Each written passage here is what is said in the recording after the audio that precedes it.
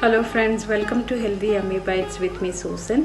ഇന്ന് ഞാൻ ഷെയർ ചെയ്യുന്നത് നെല്ലിക്ക വെച്ചുള്ള നല്ല ഒരു ചമ്മന്തിയുടെ റെസിപ്പിയാണ്. നല്ല എരിവും പുളിയും ഉപ്പും അതേപോലെ ഗുണവുമുള്ള ഇതിന് എന്താ രുചി. പല ഗുണങ്ങൾ അടങ്ങിയ സിമ്പിൾ ആയിട്ടുള്ള ഈ നെല്ലിക്ക ചമ്മന്തി വളരെ ഈസിയായി തയ്യാറാക്കാവുന്നതാണ്. ഈ നെല്ലിക്ക ചമ്മന്തി ഉണ്ടെങ്കിൽ പിന്നെ ചോറിൻ്റെ കൂടെ വേറെ അധികം കൂട്ടാനൊന്നും വേണ്ട. നെല്ലിക്ക ചമ്മന്തി തയ്യാറാക്കാൻ തുടങ്ങാം. അപ്പോൾ നിങ്ങൾ വീഡിയോ കാണുന്നതോടൊപ്പം എൻ്റെ ചാനൽ സബ്സ്ക്രൈബ് ചെയ്ത് സപ്പോർട്ട് ചെയ്യണേ. നല്ലതുപോലെ കഴുകി വൃത്തിയാക്കിയ 3 വലിയ നെല്ലിക്കയാണ് എടുത്തിരിക്കുന്നത്.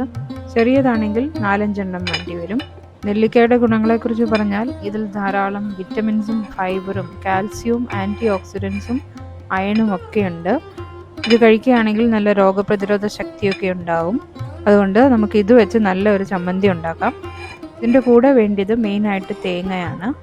1.25 കപ്പ് നല്ല ഫ്രഷ് തേങ്ങ ചിരകിയത്. നെല്ലിക്ക ഒരു നൈഫ് ഉപയോഗിച്ച് അടർത്തി അതിൻ്റെ കുരു കളഞ്ഞെടുക്കണം. അടുത്തത് ഉള്ളി, ചെറിയുള്ളി ഒരു 10-12 അല്ലി ക്ലീൻ ചെയ്തെടുത്തിട്ടുണ്ട്. 6 ചുവന്ന മുളക്, ഇത് നല്ല എരിയുള്ള മുളകാണ്, നിങ്ങൾക്ക് വേണമെങ്കിൽ മിക്സ് ചെയ്തെടുക്കാം.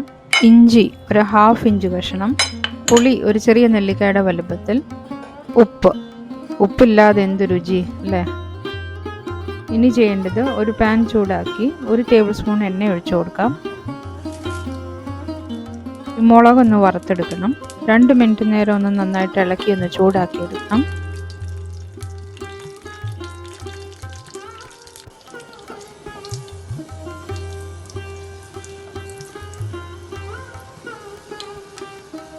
അല്പം കളർ മാറി തുടങ്ങുമ്പോൾ കോരി മാറ്റാം. ഇത് മാറ്റി വെക്കാം.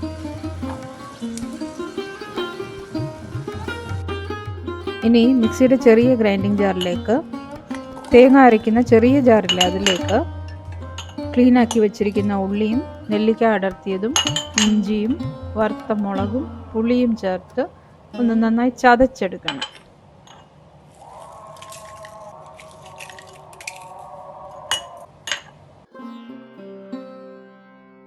എല്ലാം ഇട്ട് കൊടുത്തിട്ടുണ്ട്. ഒന്ന് ചതച്ചെടുത്തിട്ട് വരട്ടെ.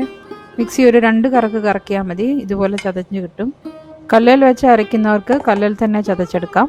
ഇനി ഇതിലേക്ക് ഈ തേങ്ങ എല്ലാം ഒന്ന് ഇട്ട് കൊടുക്കാം.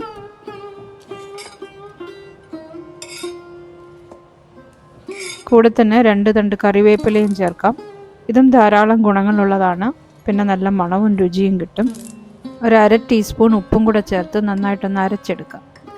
ഒരു കാര്യം പ്രത്യേകം ഓർക്കണം, വെള്ളം ചേർക്കാതെ വേണം അരച്ചെടുക്കാൻ. പെട്ടെന്ന് തന്നെ നന്നായിട്ട് അരഞ്ഞു കിട്ടും. നോക്കാം, ഇവിടെ ഞാൻ നന്നായിട്ട് അരച്ചെടുത്തിട്ടുണ്ട്. ഇനി ഇതൊന്ന് ഷേപ്പ് ചെയ്തെടുക്കണം.